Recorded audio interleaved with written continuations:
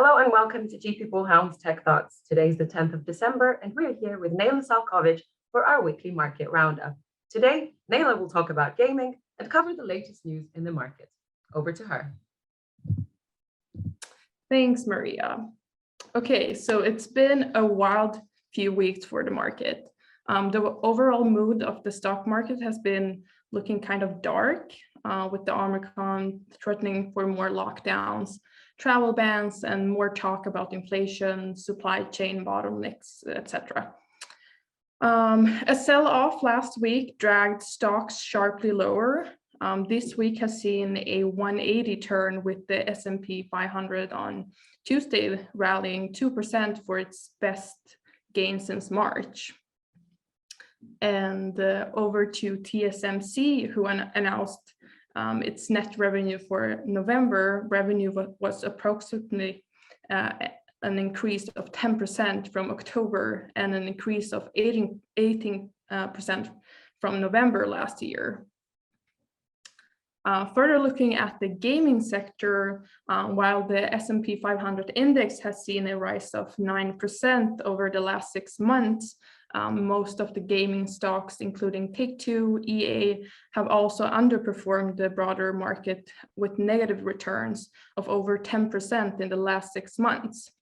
Activision stock is also down over 40% over the last 6 months, but it has its own stock-specific issues, as we discussed in this channel before. Shares of GameStop dropped in nearly yearly trading after the video game retailer posted Q3 earnings Wednesday, reflecting the widening quarterly losses that disappoint investors. The stock was down by as much as 6% after market opening on Thursday. And looking at Zynga, who also had a rough time on the stock market, but on late Friday last week, Zynga presented a NASDAQ conference, which gave a very upbeat view on the market development for mobile games, as they thought that the major problems with IDFA will change. And talking about the mobile games, the global mobile games market generated an estimated 7.1 billion from player spending across the App Store and Google Play in November, making an increase of 7% year over year. The number one market for global revenue in November was the US, that generated nearly 29% of total player spending worldwide. Further looking at the demand for gaming PCs and consoles, we can see that it is record high, and it's indicating a very positive scenario for the coming years for the industry.